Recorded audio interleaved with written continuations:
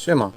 Chciałbym zaprezentować dzisiaj bardzo fajny gadżet do Switcha, jakim są pady do NES-a, Nintendo Entertainment System Controllers.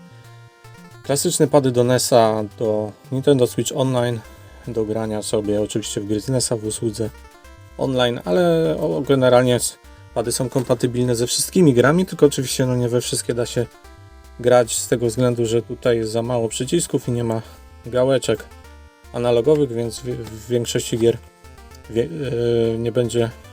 nie będą w stanie obsłużyć funkcji dostępnych. NES Controllers only compatible with NES Nintendo Switch Online Software. To nie jest akurat prawda, bo tak jak mówię, one działają ze wszystkimi grami.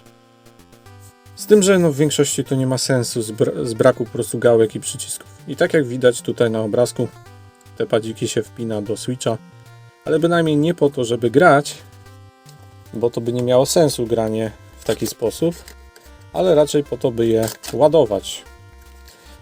Bo te padziki nie mają żadnego portu USB do ładowania. W środku jest tylko instrukcja jeszcze, więc to jest mało ważne. A w pudełku są dwa takie właśnie padziki. Więc wyjmijmy je z folijki. Jeden i drugi. Proszę bardzo. Tak oto one się prezentują. Wyglądają jak oryginalny pad od NES-a. Krzyżaczek. Select Start gumowe. O, nawet coś zadziałało. B i A przyciski. Nintendo. Tutaj dodane są jeszcze przyciski L i R, bo tu można też tą switchową nasadkę nakładać tego gripa od Joy-Conów i wtedy możecie L i R używać w ten oto sposób.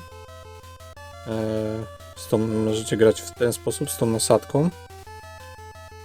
No ale to nie wygląda wtedy tak fajnie jak sam padzik.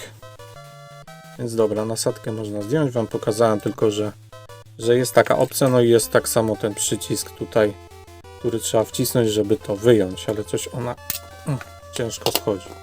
No bo szyny są nowe, a szyna jest identyczna jak w klasycznych Joy-Conach. No i jest przycisk do parowania i co? I z tyłu jest jeszcze Nintendo Controller, oznaczenie takie same jak na NES-ie. Jeżeli chodzi o wagę, to jest to cięższe od pada od NES-a oryginalnego, ponieważ w środku jest oczywiście bateria, więc bateria swoje musi ważyć, dlatego jest to trochę cięższe.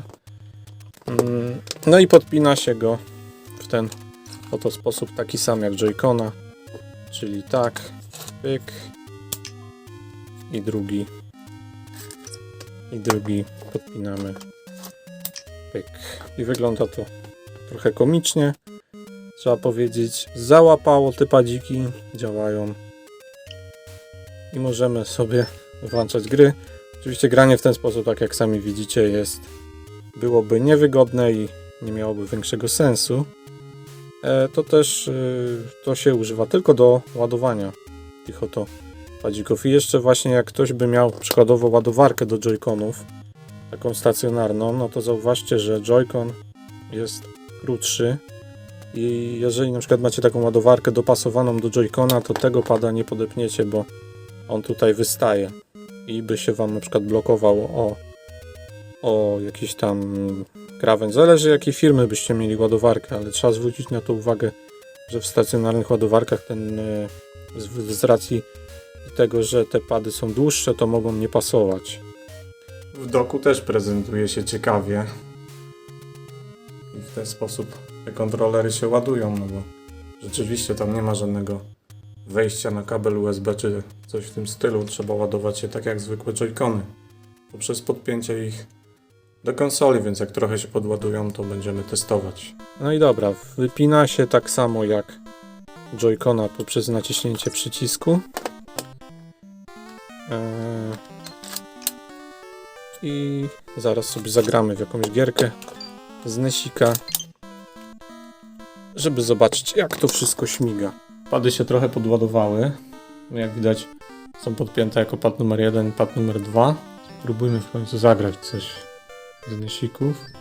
Czyli te pady działają ze wszystkimi grami, tylko że oczywiście do większości gier będą miały zbyt mało przycisków, aby można było swobodnie z nich korzystać. A weźmy jakąś grę na 2 graczy, żeby można było... Teraz możemy grać na 2. Jak widać, wszystko działa super.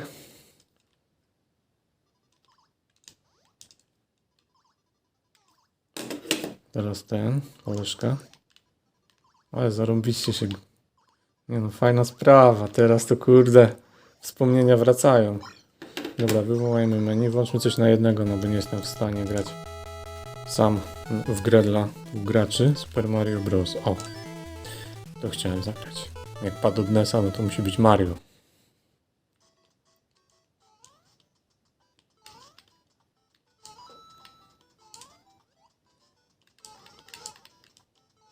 Kurde, normalnie wracają czasy Pegasusa. Ach, zlamiłem się.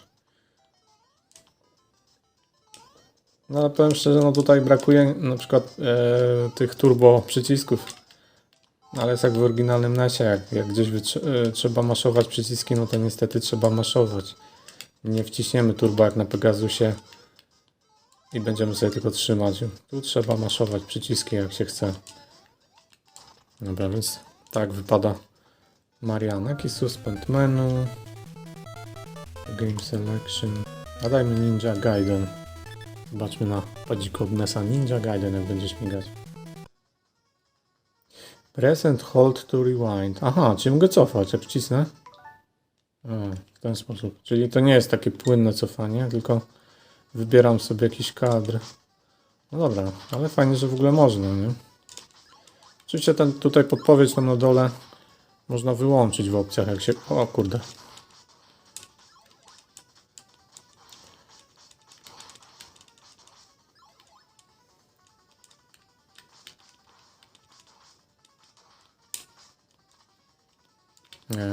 Bo tu trzeba złapać znaku.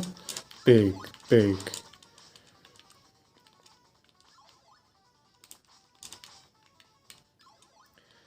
Tak się gra.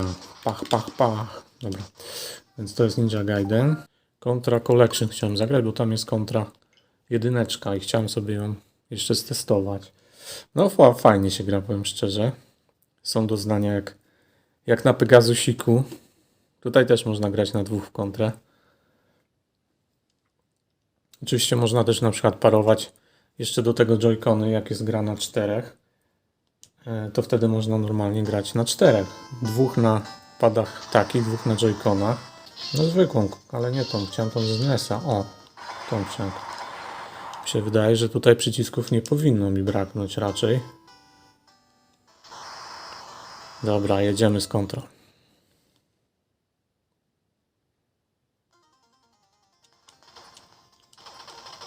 No to turbo nie ma, niestety trzeba maszować.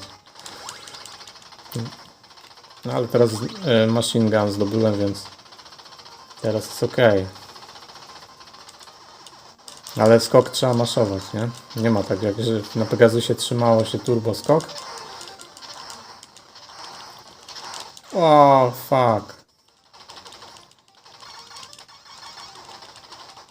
Eska mi przepadła. Szkoda.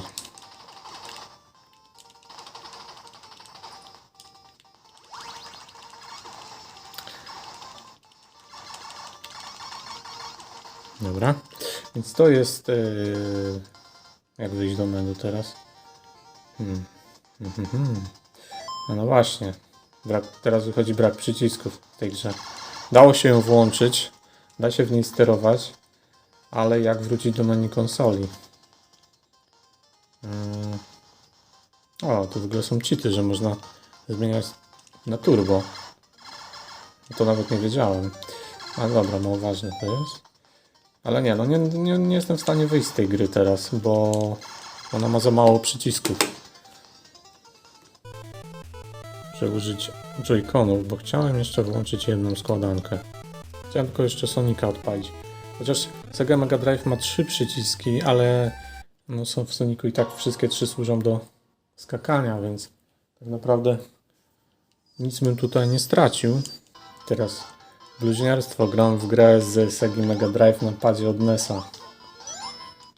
Ale czy mam wrażenie, czy jest input lag? To może mi się... Ja nie wiem. Mam wrażenie, jakby był lekki input lag. Może to nie współpracuje tak dobrze właśnie z grami na inne platformy. Albo na pudełku jednak napisane, że to jest tylko do NES-ówek.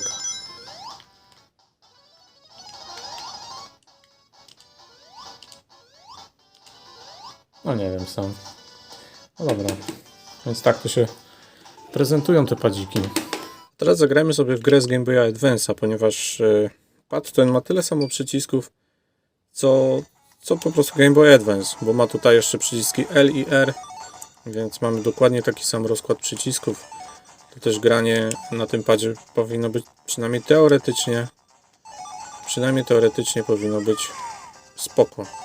Możemy jeszcze sobie właśnie dla ułatwienia wciskania tych maleńkich przycisków założyć tą nakładkę i tylko przyciski L i R są bardzo na środku, powinny być na krawędziach, nie?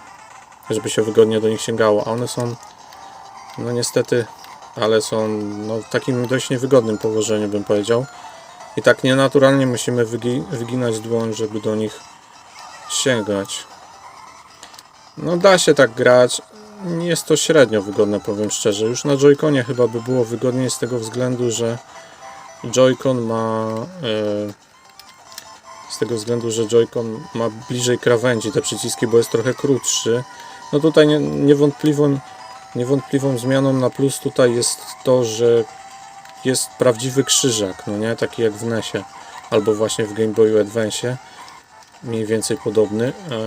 To jest na pewno na korzyść tego padzika, wypada to lepiej niż w Joy-Conie, który ma albo gałkę, no w zasadzie tylko gałkę, w przypadku grania jednym to nie możemy inaczej grać niż gałką. Więc są plusy, są minusy. L i R niewątpliwie, no nienaturalnie wygięta dłoń i niewygodnie się tak gra. Jakby były tutaj na brzegach, to by było super, ale tak jak teraz jest słabo.